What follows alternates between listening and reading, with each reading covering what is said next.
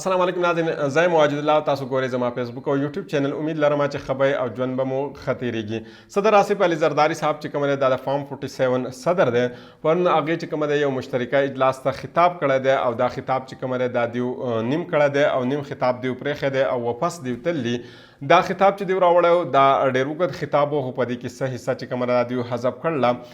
د دې په حوالې سره به نن تاسو ته وایو چې دا څه حصه دیو ولې حذف کړله او د دې سره سره به درته دا هم وایو چې د پاکستان په تاریخ کې د دې نه مخکې آیا یو صدر چې کومه دی هغه خپل تقریر چې کومه دی په نیمه کې پرېښی دی او واپس تللی دی، آیا دا د پاکستان په تاریخ کې شو ده یا نه ده، او د پاکستان تحریک انصاف ته پرون په پارلیمنت هاوس کې موقع ولې نه ده ورکړی شو، د هغې په حوالې سره به درته هم وایو. او پاکستان تحریک انصاف چې په کم انسان باندې الزام د بشرا بیبي په حوالې سره لګولی و، آیا هغه پرون په پارلیمنت هاوس کې موجود و یا نه و، د هغې په حوالې سره به درته هم وایو. راځو اول درته دا وایو چې صدر مملکت آصف علي زرداري صاحب چې کومه دی هغه د فارم 47 صدر چې کومه دی هغه اوس خلک مني. هغې پرون تقریر کړی، خو هغې چې کومه تقریر کړی هغه هغې ته په نیمه کې چې کومه دی پرېښودو او هغې واپس لاړو. د دې وجه څه کیدای شي او آیا پاکستان په تاریخ کې د دې نه مخکې داسې چرته شو ده؟ نو د ټول اول راځو چې په راتلو تیر شوي وخت کې پرویز مشرف صاحب چې کومه دی هغې د سخت اپوزیشن مخامخ و او هغې چې کومه دی خپل تقریر کړی دی، هغې کله هم خپل تقریر چې کومه دی په نیمه کې نه دی پرېښی او هغې خپل تقریر چې کومه دی مکمل کړی دی او د هغې نه بعد چې کومه دی هغه واپس تللی دی. یعنی صدر پرویز مشرف صاحب چې کوم دا یو ډکټیټر و او ډکټیټر مخامخ چې کومه دی اپوزیشن ډېر زیات سخت و، خو د هغې باوجود هم هغوی خپل تقریر چې کومه دی هغه پوره کړی دی او پرون آصف علي زرداري صاحب چې کومه دی هغې خپل تقریر نه دی پوره کړی او په نیمه کې هغوی واپس تللی دي. د احتجاج د سلسلې په حوالې سره که موږ خبره وکړو، دا صرف د صدر مخې ته احتجاج نه کیږي بلکې د پرایم منسټر یعنی د وزیر اعظم مخې ته هم احتجاج په پاکستان کې وي. او د دې آغاز چې کومه دی د دوه پارټو شروع کړی دی، پاکستان پیپلز پارټي او پاکستان مسلم لیگ نون، او د هغې نه بعد دا سلسله چې کومه دا را روانه ده او دا سلسله چې کومه دا تر اوسه پورې نه ده بنده کړی شوې. د ټول نه اول چې کومه پاکستان پیپلز پارټي د دې آغاز کړی د صدر مملکت اسحاق خان خلاف چې کومه دی هغوی نارې کړې او په دې نارو کې اول چې گو بابا گو نارې چې کومه دا دیو په پارلیمنت هاوس کې لګولې او د هغې مخې ته دیو لګولې او د هغې نه بعد چې کوم یو صدر راغلی نو هغه کله هم پرامن سپیچ نه دی کړ او هغې چې کومه د هغې مخې ته داسې الفاظ استعمال شو دي او بالخصوص د اپوزیشن چې څومره اراکین وي هغې هلته د ډایس مخې ته چې کومه د شور شرابه کړې وي. پرون چې کوم آصف علي زردار صاحب سپیچ کولو د هغې مخې ته ډېر سخت الفاظ چې کومه دی اپوزیشن استعمال کړلي، ځکه چې د صدر د عهده چې کومه وي دا ډېره زیاته معزز عهده وي، نو د دې ډېر زیات ریسپیکټ کول پکار وي. دیو د سټیټ هم صدر وي، دیو د حکومت هم صدر وي او د سټیټ چې څومره ادارې دي د هغې صدر دیو هم وي، یعنې د هغې هیډ هم وي. خو د هغې مخې ته پرون دا الفاظ استعمال شوي دي، د چور چور نارې چې کومه دي دا د هغې مخې ته ویلې کړی شوي دي. لیډر اف د اپوزیشن چې کومه دی هغې ته موقع نه ده ورکړی شو چې هغې پرون چې کومه دی میډیا سره خبرې کړې یا په هغې په پارلیمنت هاوس کې څه وینا کړې. برسر ګوهر علي خان صاحب هم خبرې کول غوښتل خو هغې ته هم موقع نه وه ورکړی شو او هغې بیا بار راغلي او د میډیا سره هغې خبرې کړې. د دې یو وجه دا هم کېدلی شوه چې اپوزیشن لیډر عمر ایوب صاحب چې کومه دی څرنګه چې عمران خان صاحب کومه الزامات په کم کس باندې لګولي هغه هم پرون په پارلیمنت هاوس کې موجود و، نو د دې هم خطره وه چې شاید چې برسټر ګوهر علي خان صاحب یا عمر ایوب صاحب چې کومه دی هغوی هلته دا الفاظ استعمال کړي نو د هغې نه چې کومه دی مس انډرسټینډینګ به وشي. د هغې د وجې نه هم دوی ته پرون موقع چې کومه ده هغه نه ده ورکړی شو. او اپوزیشن چې کومه دی همیشه که موږ ګورو په پاکستان کې نو دا همیشه شور شرابه کوي، دا کله هم چې حکومت وي دا نه ایکسپټ کوي. پاکستان تحریک انصاف چې سیکرټري جنرال عمر ایوب صدر آصف علي زرداري د پارلیمنت دا مشترکه اجلاس چې کومه دی هغې دا خطاب هغې چې کومه دی دا غیر عیني قرار کړی دی. هغې د پارلیمنت سره نبار راتلو نه هغې د میډیا سره خبرې کولې او په هغې کې عمر ایوب صاحب وینا وه چې آصف علي زرداري صاحب چې کومه د پیپل پارټۍ د سربراهۍ نه تر اوسه پورې هغوی استعفا نه ده اخیستې، نو د هغې په وجه باندې چې کوم دی د صدر د عهده دا غیر عیني ده. هغې مزید ویلې چې موجوده حکومت چې کومه دی دا د دانلۍ په نتیجه کې راغلی دی او د دې وجې نه چې کومه دا غیر عیني حکومت دی.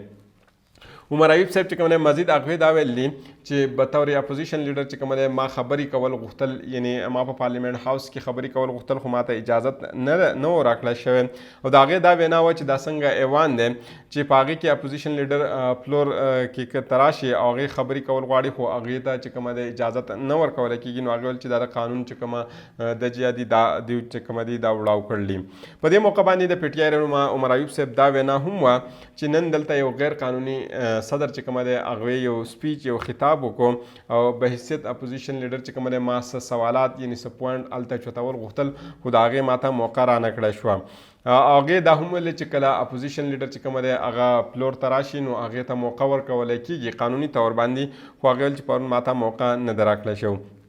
د دې نه علاوه پی ټي آی چیرمن بیرسټر ګوهر صاحب چې کومه دی هغوی هم چې کومه دی اجلاس نه بعد چې کومه دی هغوی هم وینا وه میډیا سره هغې خبرې کړې. هغوی ویل چې زرداري صاحب ته چې کومه دی موږ د 21 توپونو سلامي کړې ده او دا هم د احتجاج په شکل کې دوی ته کړله او دا خلک چې کومه دي هغه ویل چې دا هودي چې کومه دا په خپلو کې دوی تقسیموي. هغه ویل چې نن موږ بھرپور احتجاج وکړو او دا احتجاج زموږ قانوني حق هم و او دا زموږ حق و چې موږ دا احتجاج کړی وی. او هغې ویل چې صدر څه دی که وزیر اعظم دی دا پوره کابینه چې کومه ده دا غیر قانوني ده. بیرسټر ګوهر صاحب چې کومه ده هغې دعوه دا هم کړله چې صدر پاکستان چې کومه ده دا موږ په دې خبره باندې مجبوره کړو چې دوی خپل تقریر چې کومه ده دا په نیمه کې پرېښودو او دوی واپس لاړو. دارنګې که موږ ګورو په جنرال الیکشن باندې هم ډېر زیات الیګیشن خلکو لګولي او ډېر زیات سوالونه په هغې باندې خلکو چوتوله او د وینا بالخصوصا د پاکستان تحریک انصاف دا وینا وه چې دوی ته چې کومه موقع نه ورکولی کېږي چې دوی پراپر چې کومه کمپین وکړي، دوی پراپر د عوام سره مخامخ شي او هغې د مخې ته چې کومه دی خپل پوینټ چې کومه دی هغه کېدي. دارنګې چې پرون کله سوالات د پاکستان تحریک انصاف د رهنماګانو نه کېده نو په دې وخت کې عمر ایوب صاحب دا وینا وه چې احمد چټه صاحب چې کومه دی د هغوی په خوا کې موجود و او ویل چې د دې ورور چې کومه دی په پنجاب کې په الیکشن یعنې په بای الیکشن کې حصه اخلي خو هغه ته چې کومه ده موقع نه ورکولی کېږي. یعنې په بای الیکشن کې په پاکستان کې هغه حالات دي کومه چې په جنرال الیکشن کې په پاکستان کې وو دننه، یعنې یوې پارټۍ ته اجازت نه ورکولی کېدو او باقي چې څومره پارټیان دي هغې ته اجازت ورکولی کېدو. دارنګې دوی وایي چې د پولیسو رویه هم د دوی سره بهتر نه ده او د حکومت رویه هم دوی سره بهتر نه ده په پنجاب کې او نه دوی ته کلاو دا اجازت شته چې دوی الیکشن کمپین وکړي. د عمر ایوب صاحب دا وینا وه چې موږ په دې خبره باندې زور کوو چې بشته بیبي چیک اپ چې کومه ده داري په شفقت خانم ډاکټران چې کومه دي هغه دې وکړي، خو د حکومت په دې خبره باندې زور دی چې هغه غواړي چې په پیمس کې د دې چیک اپ وشي. په دې باندې هم ډېر زیات سوالات دي او سوالات دارنګې په دې باندې دا دي کله چې عمران خان صاحب ارست کړی شو نو د هغې نه بعد د هغې چیک اپ چې کومه دی په پیمس کې کړی شو ډاکټرانو کومه ریزلټ چې راغلی هغه چې کومه زموږ دغه وخت هیلث منسټر و نو هغې د هغې ریزلټ چې کومه دی جس په کومه طریقه باندې چې هغوی دنیا ته ښودلی نو په هغې کې اوس هم پاکستان چې کومه دی هغه شرمنده دی او کیدای شي چې راتلونکي وخت کې هم د پاکستان دپاره په هغې باندې ډېر زیات سوالات وي او بالخصوصا د ډاکټرانو دپاره چې د پاکستان ډاکټران دونه زیاته کمزوري دي چې داسې قسم سټیټمنټ ورکړی وي هغه بلکې ډاکټرانو د طرف نه هغه سټیټمنټ نه و، بالخصوصا هغه د هیلث منسټر د طرف نه و او هغې د شاید چې ډاکټر سره مشوره نه وکړه او د هغې د وجې نه هغه هم په خپله شرمنده شوي او پاکستان یې هم شرمنده کړی و. نو د پاکستان تحریک انصاف وینا دا چې د بشرا بیبي چیک اپ دی په شوکت خانم کې وشي یا د شوکت خانم ډاکټران دی وکړي. بیا عمر ایوب صاحب چې کومه د هغه وینا دا و چې پېټرول او ډیزل قیمتونه چې کومه دي دا عالمي منډۍ د وجې نه نه زیات شوي نه عالمي منډۍ د ریټونو د وجې نه دي بلکې د IMF د اګریمنټ د وجې نه دي او هغه ویل چې دا د IMF په اګریمنټ کې دا لیکلی دی چې دومره بوج به په پاکستان کې اچولی کېږي او دا بوج به چې کومه دی دا به د پېټرول او ډیزل په مد کې به وي. مزید د هغې وینا دا وه چې دا جیب کوترې دي یعنې جیب کټ کولو والا کسان دي یعنې پاکستان مسلم لیگ نون او پاکستان پیپلز پارټۍ دا چې دي دا هغه ویل چې دا جیب کوترې دي. هغه ویل چې پېټرول او ډیزل قیمتونه چې کوم په دې کې به مزید اضافه کېږي او د دې لپاره د عوامو ته چې پکار ده تیار اوسېدل پکار دي. مزید هغې ویل چې د بجلی یونټ په دې وخت کې چې کومه دی په 15 روپۍ باندې دی او هغې هم ویلې چې مزید دا چې کومه دی د 100 روپو نه په بره تللی شي. بیرسټر ګوهر صاحب وینا دا وه چې بیبي دا وخت چې کومه ده په یو کمره کې ده او د چا په کسټډۍ کې چې کومه ده د هغې نوم عمران خان صاحب اخیستی دی او صحیح اخیستی دی. هغه ویل چې د چا په کسټډۍ کې ده هغه د بیبي د صحت او د زندګۍ ریسپانسیبل ده. څرنګه چې تاسو ما په شروع کې دا ویلي وو چې پرون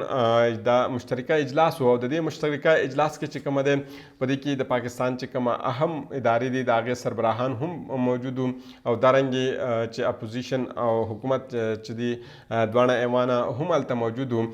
نو په دې کې دا خطره هم وه لکه څرنګه چې دوی بهر په میډیا باندې اپوزیشن لیډر عمر ایوب صاحب یا عمران خان صاحب یا نور رهنماګان چې پاکستان تحریک انصاف دي دا چې څه قسمه الیګیشن لګی او په کم یو کس باندې دوی دا الیګیشن لګی دا کس هم پرون په پارلیمنت هاوس کې موجود و نو که چېرې دوی هلته دا نوم اخیستلی و نو هلته مس انډرسټینډینګ هم جوړېدی شو او پاکستان بدنامي هم کېدلی شو د دې وجې نه دوی ته پرون اجازت نه دی ورکړل شوی دارنګې که موږ وګورو په پاکستان کې اپوزیشن چې کومه دی همیشه دا سوالات چوتئ چې زموږ قومي ذرایع ابلاغ چې کومه ده په هغې کې هغه زیات وخت چې کومه دی هغې چې کومه دی حکومت ته ورکوي او اپوزیشن ته ډېر کم وخت ورکوي نو دارنګې دا په تېر شوي حکومت کې د پاکستان تحریک انصاف په حکومت کې د عمران خان صاحب په حکومت کې هم دا شکایت کېده او په دې حکومت کې دا شکایت هم روان دي او دا موجوده چې کوم اپوزیشن دی یعنې پاکستان تحریک انصاف او د هغې سره چې نورې کومه پارټیانې دي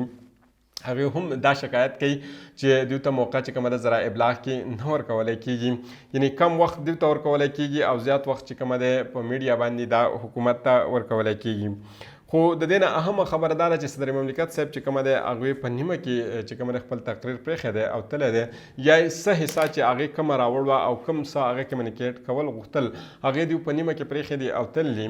څه حصه هغې حذف کړله دا اهم سوال دی بیا څرنګې الفاظ چې د هغې مخې ته استعمال شوي دي یعنې اپوزیشن لیډران چې د ډایس مخې ته د سپیکر د ډایس مخې ته موجود او څرنګې الفاظ هغې استعمال کړل دي آیا د دې بس اثر زموږ په بچو باندې وي راتلونکي نیشن باندې به وي په قوم باندې به وي په یو مزدور باندې به وي په یو استاد باندې به وي په یو ډاکټر باندې به وي ځکه دا احساس کمترۍ یو مثال چې کومه دا جوړیږي یا خلکو کې احساس کمترۍ پیدا کیږي د هغې وجه دا ده چې کم کسان موږ مخکې بوځو چې کومه موږ ریپرزینټ کوي